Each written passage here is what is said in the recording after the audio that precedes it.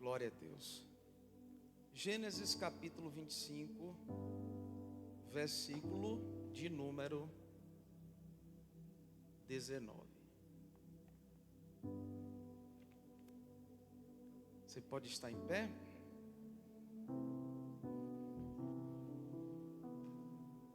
Graças a Deus. E estas são as gerações de Isaque, filho de Abraão. Abraão gerou a Isaque, e era Isaque da idade de 40 anos, quando tomou por mulher a Rebeca, filha de Betuel, arameu de Padã-Arã, irmã de Labão, arameu. Isaque orou insistentemente ao Senhor por sua mulher, porquanto era estéril. E o Senhor ouviu as suas orações, e Rebeca, sua mulher, concebeu. E os filhos lutavam dentro dela. Então disse: se assim é, por que sou eu assim? E foi perguntar ao Senhor.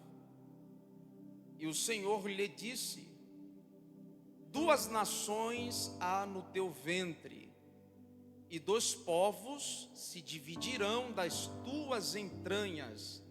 Um povo será mais forte do que o outro povo, e o maior servirá ao menor. Pai, esta é a tua palavra, edifica-nos a fé por meio da mesma. Nós te pedimos em o nome de Jesus. Amém. Podeis assentar, irmãos. Eu vou falar um pouco sobre a vida dessa família. E eu quero destacar algumas coisas que me chamaram a atenção. Obviamente, se você pegar esse texto para ler, você não vai conseguir exaurir o texto no que tange a revelação da palavra. A palavra de Deus é fonte inesgotável. Você concorda? Alguns usam o jargão de que o poço é fundo, a corda é curta e o caneco é pequeno. Isso relacionado à profundidade, relacionado ao que a palavra de Deus tem de revelação. Obviamente, a forma pela qual Deus revela podem ser inúmeras. Alguns textos literários, embora tenha a sua dinâmica, falará da mesma forma, de formas distintas, porém a mensagem é a mesma. Mas enquanto estava lendo esse texto, o Espírito de Deus me fez enxergar algumas coisas de forma prática para o nosso dia a dia, para a nossa vida. Entendemos que Deus chamou Terá. Terá sai da sua região e leva a sua família, Abrão. E no capítulo de número 12 do livro do Gênesis, Deus fala com Abrão. A essa altura, Arã, filho de Terá, irmão de Abrão, já estava morto. Eles param numa região por nome Arã. Alguém sugere que, quando eles pararam naquela região, cujo nome tinha a semelhança do nome do irmão de Abrão, justifica-se pelo fato de não ter superado a perda do seu filho. E eles pararam em Arã. Só que Deus tem um propósito para realizar, ou tinha um propósito para realizar na vida desse patriarca, dessa família. E o texto vai dizer lá no capítulo de número 12, do verso 1 a seguir, que Deus fala com Abrão para que ele saísse da terra de onde ele estava, da casa de seus pais, e fosse para um lugar onde supostamente Deus iria mostrá-lo. Essa expedição ao desconhecido é mostrada ao passo da sua obediência.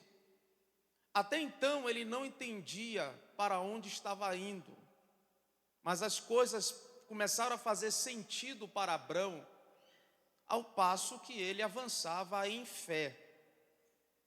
Foi imputado a Abrão ser pai da fé, justamente pela coragem que Abrão teve no seu coração, de aceitar, me permita a expressão, o desafio que Deus lhe propôs.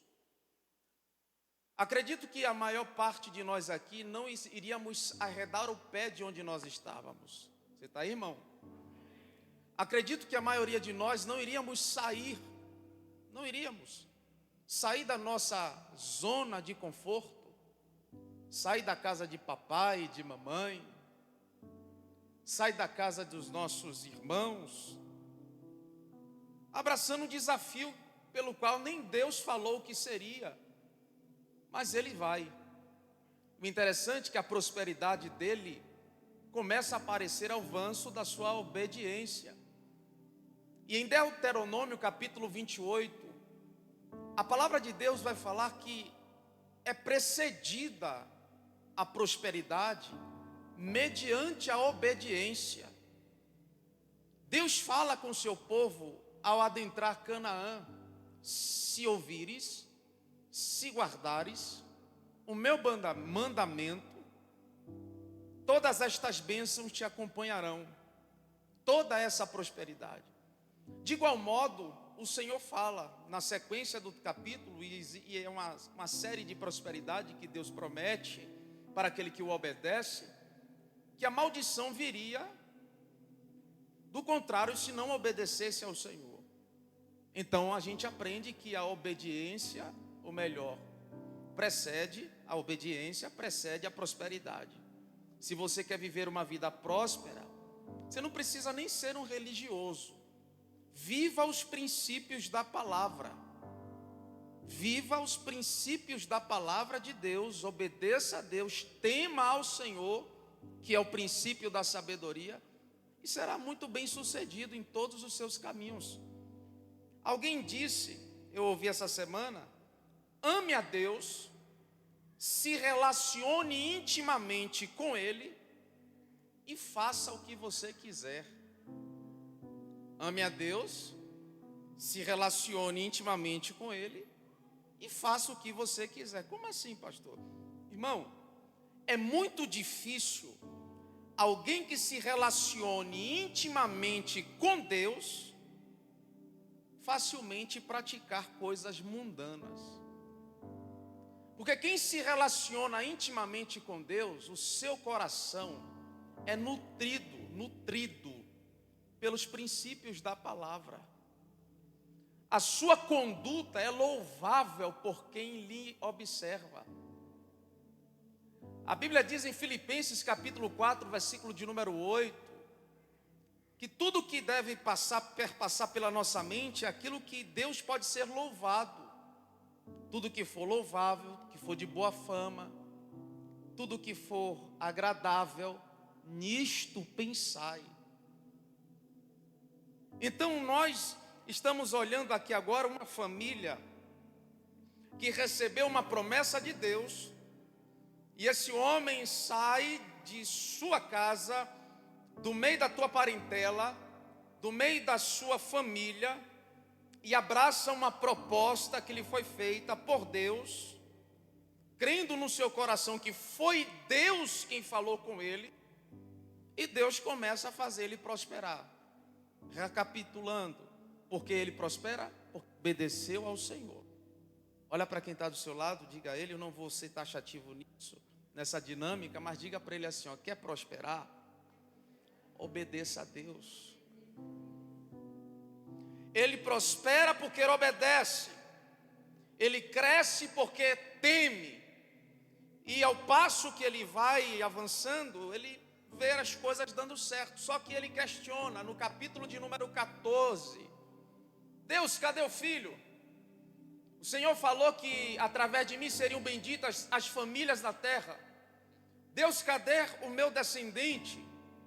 Só tem Damasceno, Eliezer, criado, servo dentro dessa casa, descenderá de Damasceno Eliezer. Deus fala com ele: não, eu não tenho amnésia, eu não esqueci do que eu falei.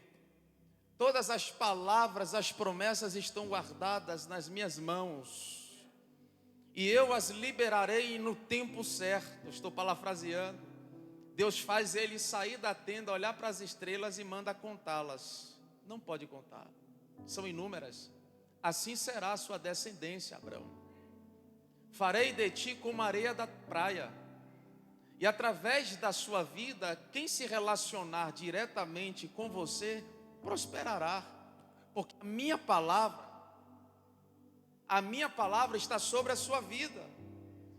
Diga: eu tenho uma palavra de Deus liberada sobre mim. Só que o texto agora que nós lemos fala sobre a vida de Isaque e de Rebeca, filho de Abraão.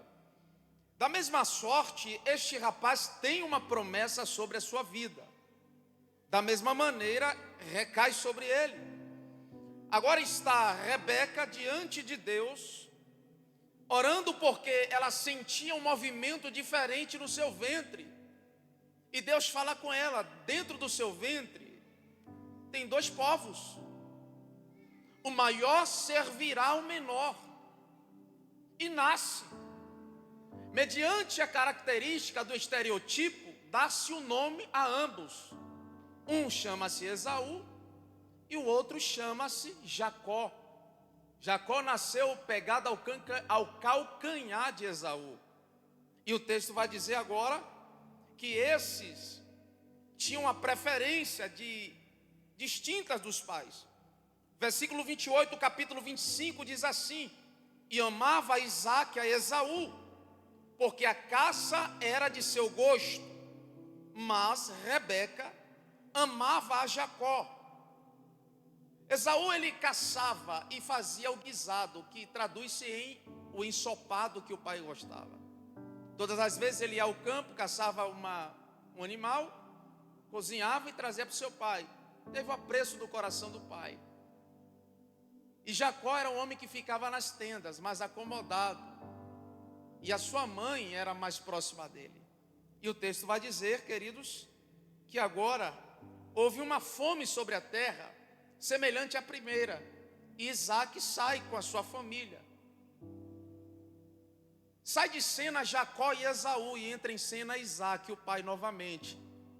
Eles começam a prosperar, porque todos os poços que os filisteus haviam entulhados, Deus faz jorrar água. Eles são perseguidos, porque havia uma promessa, uma palavra sobre a vida deles. Eles são perseguidos e saem dessa terra. A história se desenrola agora no capítulo de número 27, que é quando Isaque agora está velho. Os olhos de Isaque agora estão turvos. E o texto diz que Rebeca percebe que Isaque chama Esaú, porque Esaú era o primogênito, o filho mais velho, e fala: eu ouvi seu pai falando para o seu irmão. Rebeca chama Jacó e fala: seu pai vai liberar a promessa sobre a vida do seu irmão. Vamos fazer o seguinte: sai e pega um dos cabritos do rebanho. Eu vou matar esse cabrito, vou cozinhar esse cabrito e vou dar essa comida para seu pai. Mas como pode ser isso, mãe? Diz Jacó para Rebeca: o meu pai vai descobrir, porque eu não sou peludo como o meu irmão Esaú, eu sou liso. Ele vai perceber que estamos enganando. E o texto vai dizer, irmão, que agora eles tramam para que Isaque não percebesse que quem estava diante dele era Jacó. Estudiosos afirmam que a promessa só tinha validade, mesmo sendo primogênito, ou o primogênito só iria herdar toda a herança da família e ser administrador da família antes da morte, o patriarca liberasse a palavra. Aqui você percebe como eles levam a sério a palavra liberada. E o texto vai dizer agora que eles tramam. É interessante a gente observar o detalhe do texto. No capítulo 25, versículo de número 22, a parte C do versículo, que é a última parte do que está escrito após a interrogação, diz assim: e foi perguntar ao Senhor. Quem foi perguntar? Rebeca, por conta do que sentia no seu ventre. Versículo 23 diz assim, capítulo 25: e o Senhor lhe disse: 2 nações há no teu ventre, e 2 povos se dividirão das tuas entranhas. Um povo será mais forte do que o outro povo, e o maior servirá ao menor. Isaac está no fim dos seus dias, chama Esaú para liberar uma palavra, e Rebeca intervém, pelo que ela percebeu. Vendo que estava, coloca o parêntese aqui, em risco ou em jogo, o que Deus havia dito para ela, que o menor seria maior do que o maior, e o maior serviria ao menor. Como, pois, isso poderia acontecer? Isaac liberar a promessa sobre a vida de Esaú não bateria o que Deus estava falando para Rebeca, pois ela disse que o maior seria servo do menor. E agora ela está vendo Isaac chamando Esaú, seu filho, mandando-lhe que preparasse uma comida para ele satisfazer-se, e quando estivesse no ápice da alegria da sua alma, liberaria uma palavra, porque é assim que está escrito no texto. Quando o filho se apresenta, ele diz: libera uma palavra da tua alma. Você percebe o peso do que tem uma palavra, irmão? Uma palavra é uma semente. Vou repetir: palavras são sementes, e a gente precisa selecionar aquilo que a gente vai falar. Ou seja, a gente precisa pensar no que libera sobre a vida dos filhos, no casamento, na empresa que você administra, no seu dinheiro. Não amaldiçoe aquilo que Deus te entregou. Não amaldiçoe o teu casamento. Não amaldiçoe a congregação que você congrega. Não amaldiçoe o irmão que está do seu lado. Não libere palavras de maldição desde quando Deus te chamou para liberar palavra de bênção. Você precisa selecionar as palavras que você libera, porque as palavras são sementes. E quantas pessoas estão vivendo as circunstâncias na vida pelas quais são consequências daquilo que ela falou lá atrás. A Bíblia diz que quem semeia na carne vai colher corrupção, e quem semeia no Espírito vai colher para a eternidade. Você está aí, irmão? Então selecione as palavras que você vai liberar. Não libere palavra de qualquer forma. Comece a profetizar. Chame a existência de coisas que não existem como que se já fossem. Libere palavras que venham transformar a atmosfera do ambiente em que você se encontra. Não diga lá vem aquele atribulado, diga lá vem aquele abençoado. Comece a mudar o ambiente. Trata da atmosfera onde você vive, porque fazendo assim, você vai chamar a existência de coisas que não existem, como se já fossem. E lendo esse texto, eu percebo claramente no capítulo 27, diz assim, vamos correr por conta do tempo, e para que eu possa pontuar as verdades práticas para as nossas vidas à luz desta família patriarcal. E aconteceu que, como Isaac envelheceu e os seus olhos se escurecessem, de maneira que não podia ver, chamou a Esaú, seu filho mais velho, e disse-lhe: meu filho. E ele lhe disse: eis-me aqui. Eis que já agora estou velho, não sei o dia da minha morte. Agora, pois, toma uma das tuas armas, a tua aljava, teu arco, sai ao campo, apanha para mim alguma caça, faze um guisado saboroso, gostoso, traze-mo para que eu coma, para que minha alma te abençoe antes que morra. Rebeca escutou quando Isaac falava ao seu filho Esaú, e foi Esaú ao campo para apanhar a caça. Versículo 6, então falou Rebeca a Jacó, seu filho, dizendo: eis que tenho ouvido o teu pai que falava com Esaú, teu irmão, dizendo: traze-me a caça, e faze um guisado saboroso, para que eu coma, e te abençoe diante da face do Senhor antes da minha morte. Versículo 8, Agora, pois, filho meu, ouve a minha voz naquilo que eu te mando. Vai agora ao rebanho e traze-me de lá 2 bons cabritos.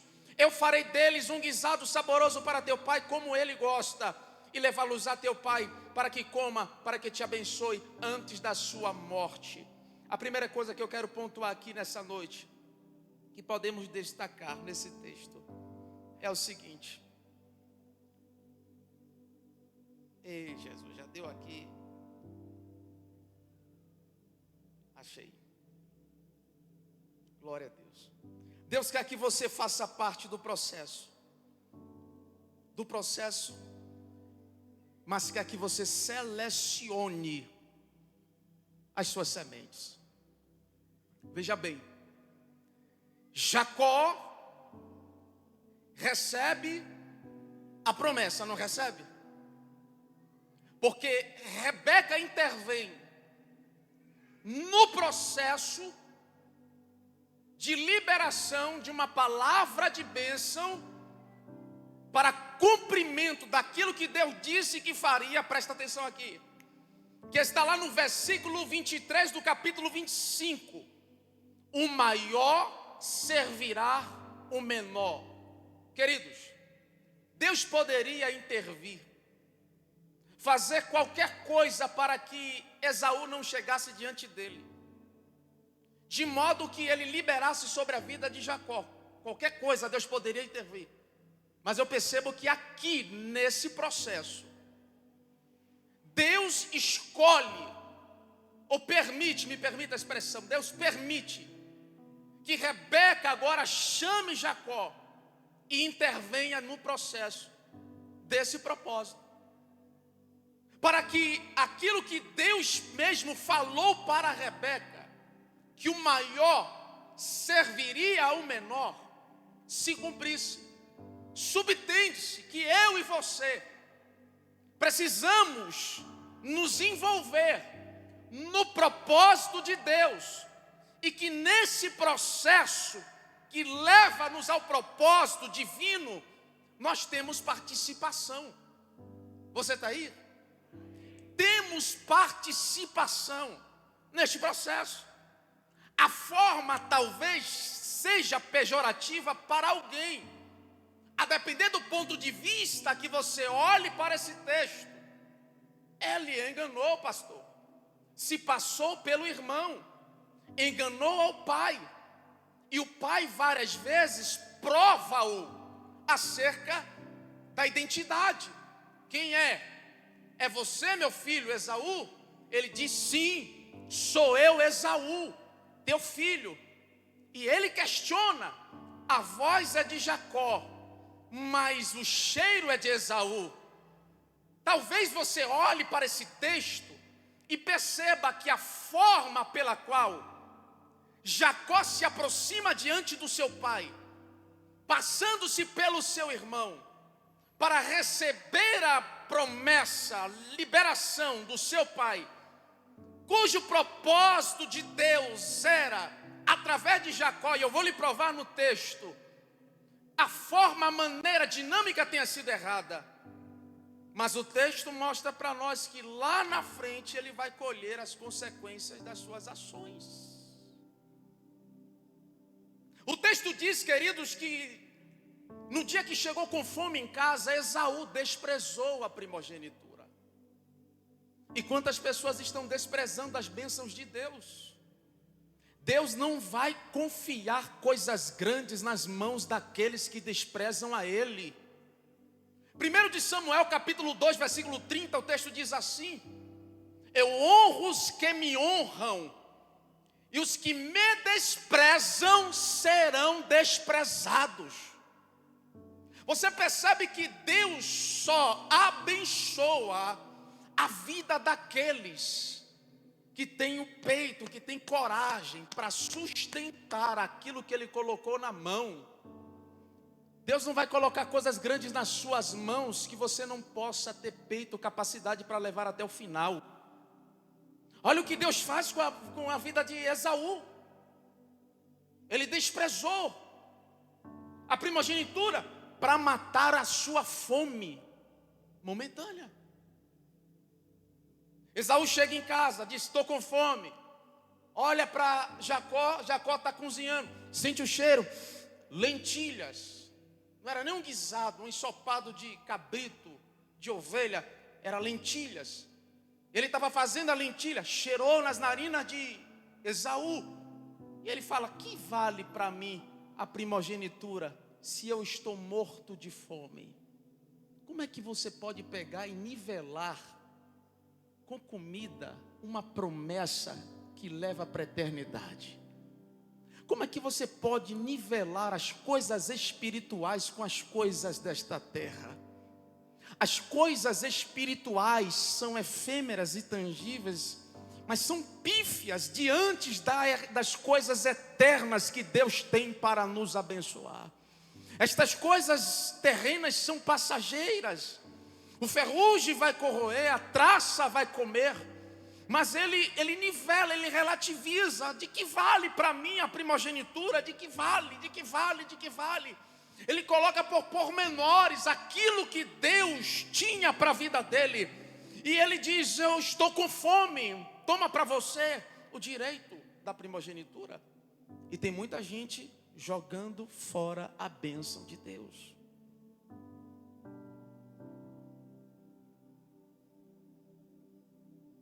Tem muita gente jogando fora a bênção de Deus, pastor. Olha para a situação: eu quero satisfazer o meu momento. A alma está gritando em prazer. A concupiscência dos olhos, a soberba da vida. E ele faz com que, como que se nunca houvesse uma promessa sobre a vida dele, esquece. Joga na lata do lixo. O que vale é alimentar Adão. Você está aí, irmão? Tem muita gente assim, irmãos, aqui dentro da igreja, do lado de fora. O que vale é matar a fome, alimentar esse Adão que nunca se sacia, que nunca se satisfaz, quer sempre comer, satisfazer-se. E a gente percebe que a coisa vai avançando. Ele agora tem que fugir de dentro de casa, porque o consolo de Esaú era matar Jacó. Ele descobre que Isaac liberou uma palavra de prosperidade sobre a vida dele. Enquanto Jacó estava se passando por Esaú e recebera a promessa de seu pai no lugar do seu irmão Esaú, o texto vai dizer que ele chega mais tarde com o guisado, e ele chega diante do pai, e o pai grita. Isto está no versículo de número 33 do capítulo 27. Então estremeceu Isaac de um estremecimento muito grande e disse: quem pois é aquele que apanhou a caça e trouxe para mim? Eu comi de tudo antes que tu viesse, e já o abençoei, e ele será abençoado. Isaac se estremece, e o texto é contundente, é redundante na fala. Por quê? Porque traz-nos o entendimento de que a palavra é muito séria. Não poderia revogar o que foi liberado, não poderia voltar atrás com o que foi mencionado. A bênção de Deus sobre a tua vida é irrevogável, irmão, a não ser que você mesmo jogue na lata do lixo. Sabe por quê? Porque Deus é o mais interessado em nos abençoar. Não depende de Deus abençoar a mim e a você, depende de você. Está pronto para receber? Está pronta para receber a bênção de Deus sobre a tua vida? Está pronto para viver os melhores dias nessa terra? Porque foi liberada uma palavra sobre nós: comer do melhor desta terra, viver de forma próspera, avançar em todos os sentidos, porque a prosperidade é isso, avançar em todos os sentidos. Vida sentimental próspera, vida financeira próspera, vida social próspera, cultural próspera, em todos os âmbitos da sua vida. Deus quer fazer de você alguém próspero. Aonde colocar as mãos, prosperar. aonde chegar, avançar. É do interesse de Deus nos prosperar. É do interesse de Deus nos fazer crescer. É do interesse de Deus nos fazer avançar. Só que muitas vezes nós frustramos isso. Lançamos na lata do lixo. E o texto vai dizer agora que ele recebe orientações da sua mãe Rebeca. E diz, vai para Padã-Arã, ou melhor, vai para Arã. Olhe para onde ele vai, para a casa do tio Labão, onde tudo começou. Vai para Arã. Foi de Arã que Deus falou para Abrão, sai da tua terra, da casa de teus pais e vai para o lugar onde eu te mostrarei. Olha para onde agora vai Jacó fugido. Isso está no capítulo 27, versículos de número 41, a seguir o texto. E a segunda coisa que eu quero direcionar aqui para você é o seguinte: se mova na obediência à palavra de Deus. Se mova na obediência à palavra de Deus. Não saia do caminho da promessa.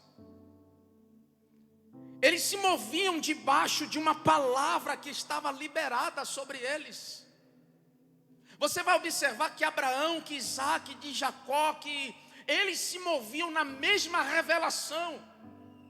O texto vai dizer, queridos, lá no capítulo 28, a partir do versículo 13 ao 16, diz o seguinte, capítulo 28, versículo 13 ao 16, e eis que o Senhor estava no topo dela e disse, eu sou o Senhor Deus de Abraão teu pai, Deus de Isaque, esta terra em que estás deitado, darei a ti e a tua descendência.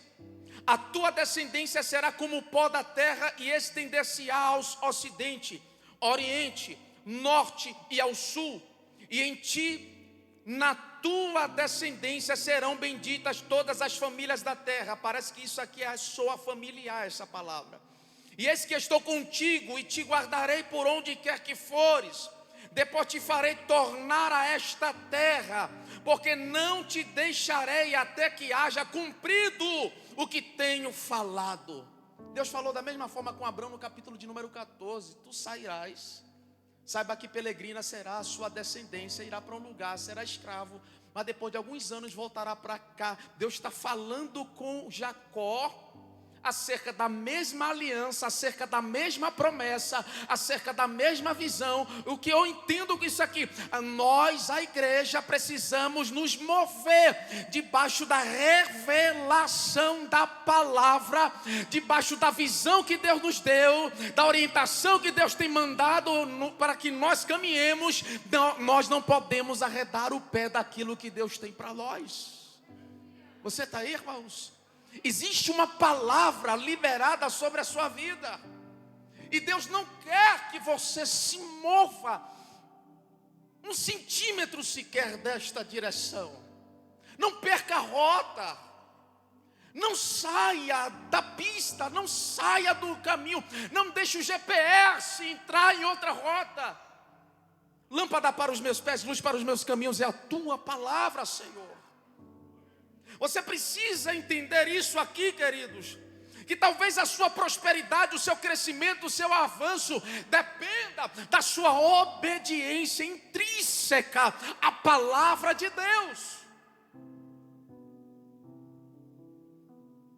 E tem gente que está querendo tomar decisões pautadas ao desejo do seu coração. A Bíblia diz que enganoso é o coração do homem.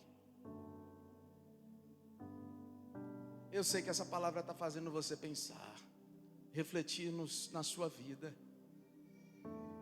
Eu sei que essa palavra está fazendo você enxergar o que você viveu essa semana, o que você vai viver durante essa próxima semana. Mas Deus está falando para alguém aqui nessa noite: se mova debaixo da palavra dEle. Eles se moviam debaixo de uma revelação, debaixo de uma profecia, debaixo de uma palavra. A profecia é essa que foi liberada sobre Abraão. Eles se moviam debaixo de uma palavra e obedecia a essa palavra. Essa mulher agora recebe as orientações de Deus. Eu posso afirmar assim, ela fala: vai para a casa de seu tio Labão. Não tome das mulheres. Ela começa a falar com Isaac: olha como uma mulher sábia edifica a sua casa. Você está aí, irmã? As irmãs estão aí? Olha o que diz o texto, versículo 45 do capítulo 27, diz assim, ó: até que se desvie, vamos lá, versículo de número 43. Agora, pois, meu filho, ouve a minha voz, e levanta-te, retira-te para Labão, meu irmão em Harã, e mora com ele alguns dias, até que passe o furor de teu irmão, até que se desvie de ti a ira de teu irmão, e se esqueça do que lhes fizeste. Então mandarei trazer-te de lá, porque seria eu desfilhada também de vós ambos no mesmo dia. E disse Rebeca, versículo 46, a Isaque: enfadada estou da minha vida, por causa das filhas de Et.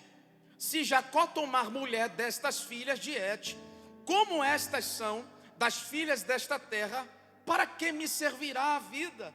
Aí o texto vai falar no versículo de número 28, Isaac chamou a Jacó, abençoou-lhe e ordenou, dizendo: não tome mulher entre as filhas de Canaã. Levanta-te, vai a Padã Arã, casa de Betuel, pai de tua mãe, e toma de lá a mulher das filhas de Labão. A mulher sábia edifica a sua. Como você tem agido dentro da sua casa? Quais são as orientações que você tem dado? Porque se o teu coração estiver sensível à voz de Deus, certamente você direcionará o teu esposo em um caminho certo. E ele, que é o sacerdote, vai conduzir os filhos, vai ordenar aos filhos no caminho em que deve andar. Perceba que precisa ter harmonia dentro de casa, precisa ter concordância dentro de casa. Andarão dois juntos se não estiverem de acordo?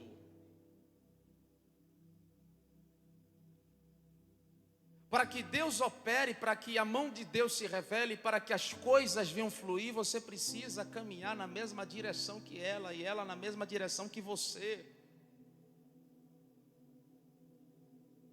E aí a gente entende que não tem seu dinheiro, meu dinheiro, suas coisas, minhas coisas, porque deixará o homem, o pai e a mãe, unir-se a sua mulher, e serão ambos uma só carne. Os teus problemas são os meus problemas, as minhas soluções são as tuas soluções, as minhas lágrimas são as tuas lágrimas, a minha alegria é a tua alegria. Não dá para fugir dessa realidade, queridos. A palavra de Deus diz que é melhor que sejam dois do que um. Ou você se rende à Bíblia Sagrada Cristã, que é nosso manual de regra, fé e prática, ou vai viver os piores dias da sua vida na terra. Isso é muito sério, irmão. Ou a gente se rende a esse Deus Todo-Poderoso, ou a gente vive isso aqui de fato e verdade como bússola para a nossa vida. Porque se relativizar a Bíblia, lendo-a por conveniência, isso aqui me convém, isso aqui não me convém, isso aqui me convém, isso aqui não me convém, se não a tiver por absolutividade, como manual de regra, fé e prática para a tua vida, para a tua família, para a tua casa, é melhor rasgar isso aqui, nem congregar. É pesado, né? Mas é a verdade. E conhecereis a verdade, e a verdade, você entra aqui nesse templo, nessa casa de oração, a primeira coisa que você enxerga ali no lado direito, na parede ali é: e conhecereis a verdade, e a verdade vos libertará. João 8:32. Vou caminhar, vou adiantar, porque isso aqui tem muita coisa para falar isso aqui. quem é pregador já pensou em um bocado de coisa aí. Pastor, sempre quando eu prego aqui, depois alguém chega para mim e fala: "Você poderia ter falado disso, poderia ter falado disso." Eu sei, irmão. A Bíblia é interessante, é extraordinária. A palavra de Deus é maravilhosa. A palavra de Deus é maravilhosa. A palavra de Deus é maravilhosa. Aleluia. Glória a Deus, glória a Deus. Você pode dar glória a Deus? Você veio cultuar também, tu não veio assistir um sermão. Tu veio cultuar, irmão. Se mova na obediência à palavra de Deus. Não saia debaixo da promessa. Outra coisa, por mais difícil que esteja, mantenha seu equilíbrio. O que vai acontecer aqui, bem lá na frente, agora é o seguinte, já vou pular para o capítulo 30. Essa mulher, esse homem, Jacó, recebe as filhas de Labão. Ele recebe Léa, se apaixona por Rebeca, ou melhor, Raquel, é tanto nome. Se apaixona por Raquel. O texto diz que Raquel era bonita de rosto e formosa à vista. Formosa à vista, entende que ela era bonita de corpo, agradava ao homem que olhasse. O texto diz que Léa tinha olhos tenros. Alguém disse equivocadamente que Léa era zarolha. Mas a raiz da palavra aqui quer dizer olhar doce, olhar com ternura.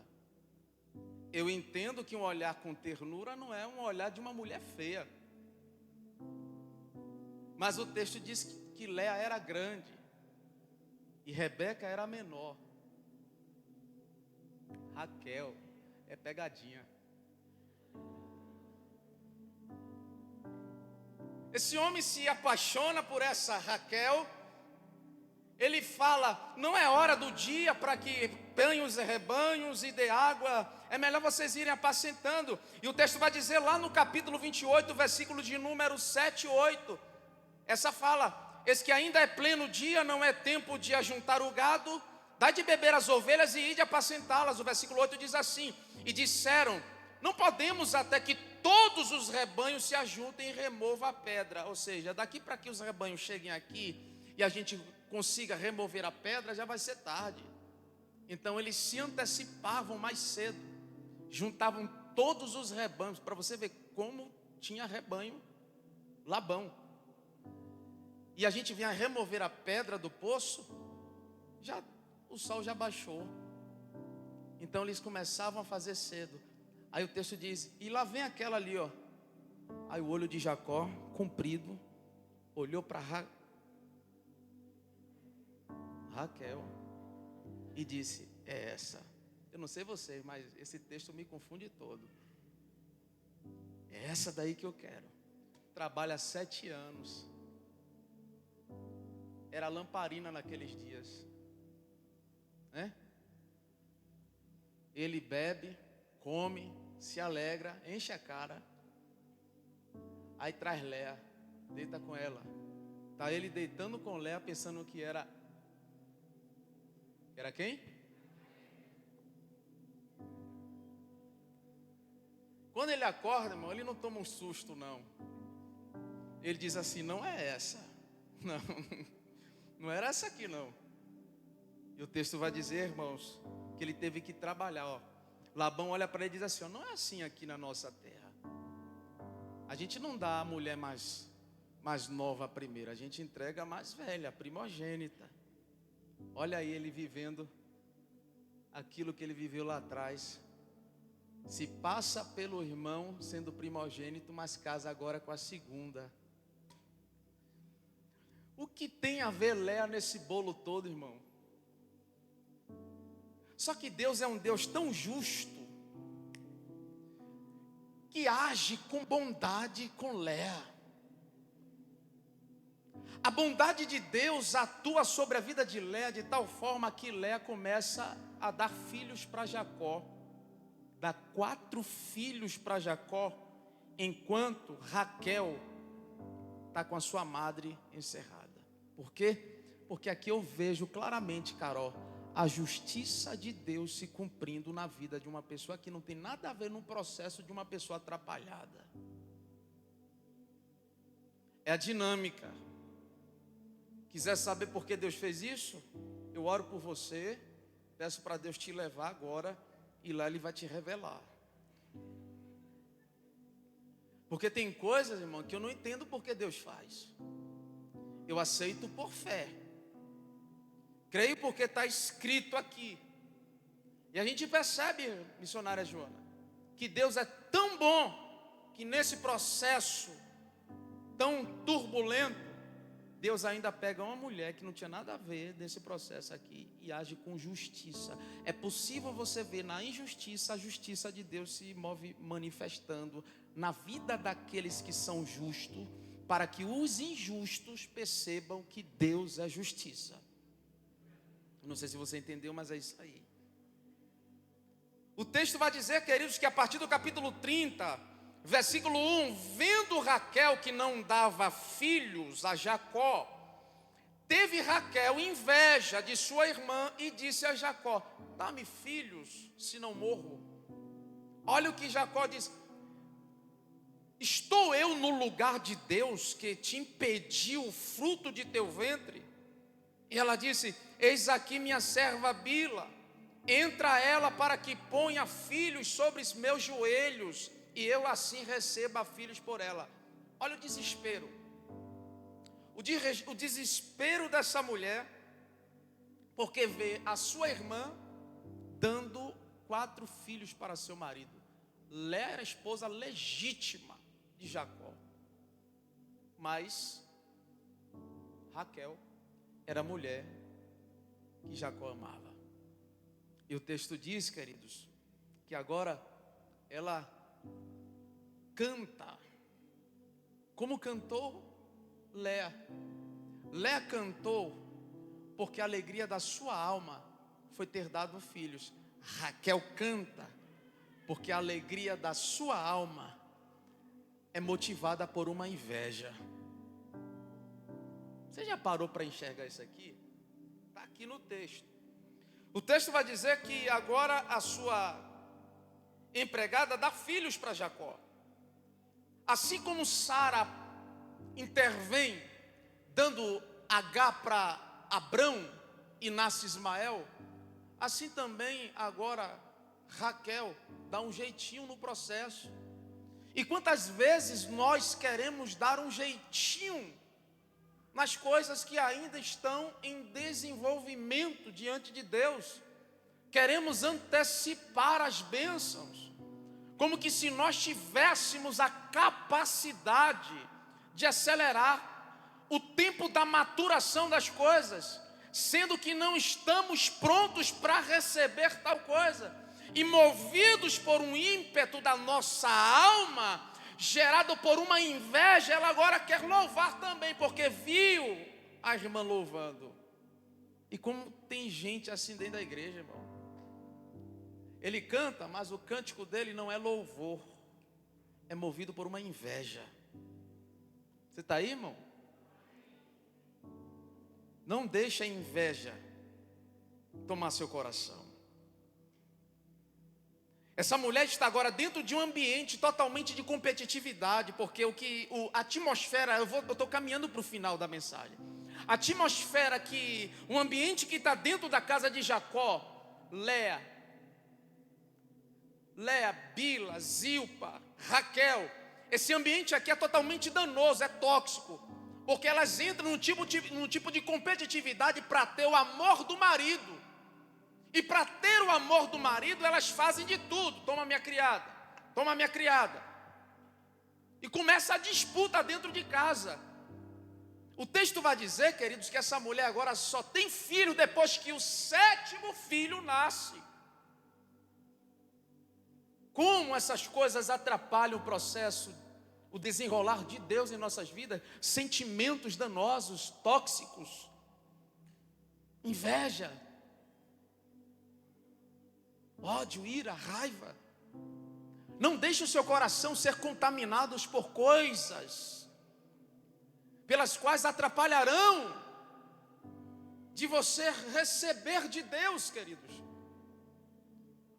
Essa semana foi uma semana muito difícil, uma semana de notícias trágicas. Hoje eu recebi outra fatal. O filho de um pastor, amigo nosso, entre 3 e 4 anos de idade, num domingo, morador de um condomínio, brincando na borda da piscina, filho do pastor Laércio. O menino correu na borda da piscina, caiu, bateu a cabeça, traumatismo craniano, morreu na mesma hora. Sai daqui, eu vou lá abraçar ele. E as notícias ruins penetram em nossa alma.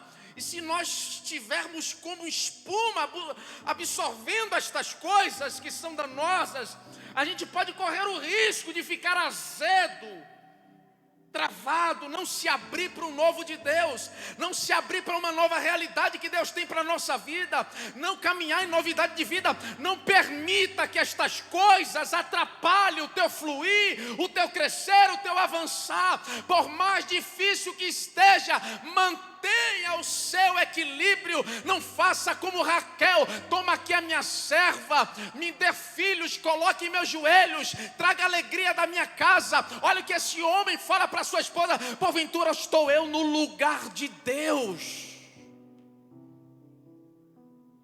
Olha para quem está do seu lado, é a última vez, hoje. Diga-se: mantenha o equilíbrio. Não tome decisões pelas quais você não tem certeza que deveria tomar. Tem certeza disso? Está certa disso? Está convicto disso? Está bem assegurado disso? Se não, essa semana eu falei com uma pessoa aqui: na dúvida faça. Falei: epa, varão, é brincadeira, viu? Na dúvida não faça. Porque tem que ser assim, irmão. Deus não trabalha na dúvida. Deus não trabalha na dúvida. Esse homem começa a prosperar porque havia uma palavra de Deus sobre a vida dele.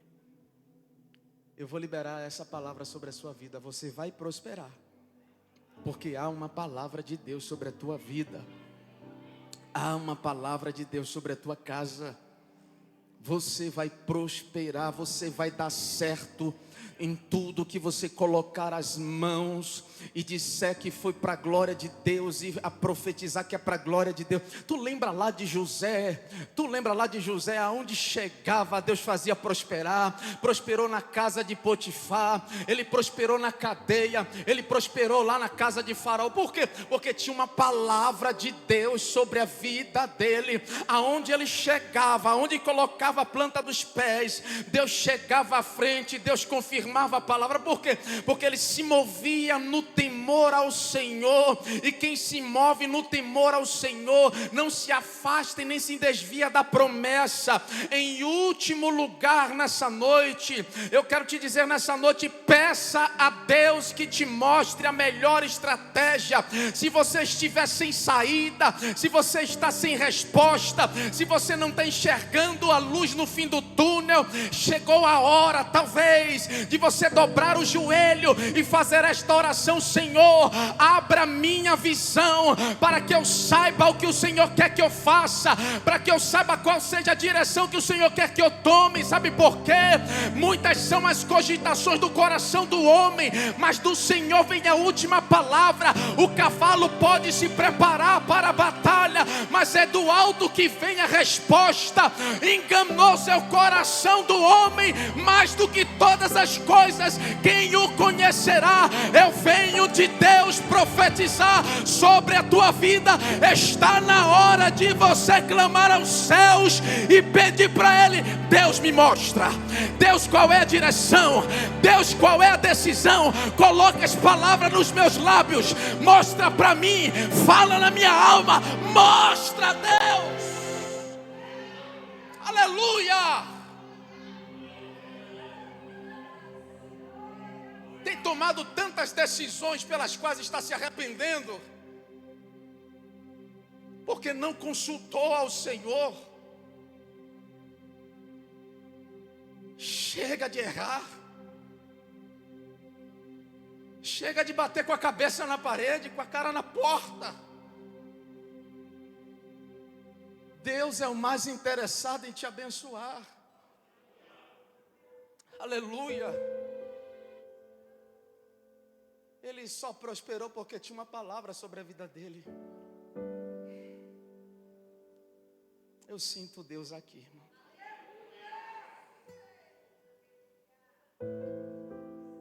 Eu sinto que o céu está comigo aqui hoje. Este lugar é Betel, onde Deus marcou a vida de Abraão, onde Deus marcou a vida de Jacó. Ele via uma escada, anjos desciam e anjos subiam. Ele disse: terrível esse lugar, porque a presença de Deus está aqui. Pegou uma pedra, derramou azeite e estabeleceu o marco profético. Estabeleça marcos proféticos. Delimite. Comece a profetizar. Declare: eu e a minha casa serviremos ao Senhor. Consagre a tua empresa ao Senhor, os teus negócios ao Senhor. Que seja para louvor e para a glória de Deus. Deus fará você prosperar, irmão. Aleluia. Aleluia. Para finalizar, olha o que está escrito no capítulo 31. Jacó prosperou tanto com as ovelhas, com os rebanhos de Labão, trabalhando para Labão, porque Deus mostrou para Jacó quais eram os bodes que cobriam as ovelhas. Ele teve uma visão. Capítulo 31, versículos 5 ao 13, mas eu vou me ater mais os versículos à frente. Ele fala para suas mulheres, para Raquel e para Léa. No versículo 6 a seguir diz assim: e vós mesmas sabeis que com todo o meu esforço tenho servido a vosso pai. Jacó agora está chamando as suas esposas para voltar à sua terra. Mas vosso pai me enganou e mudou o salário, olha, 10 vezes. Porém Deus não lhe permitiu que me fizesse mal. Quando ele dizia assim: os salpicados serão o teu salário, então todos os rebanhos davam salpicados. E quando ele dizia assim: os listrados serão o teu salário, então todos os rebanhos davam listrados. Assim Deus tirou o gado de vosso pai e deu-o a mim.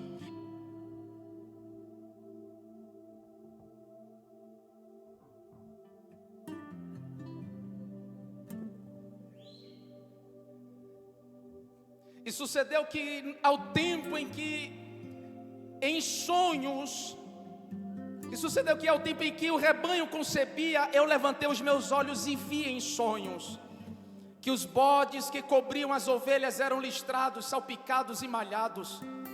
E disse-me o anjo de Deus em sonhos: Jacó. E eu disse-me: eis-me aqui.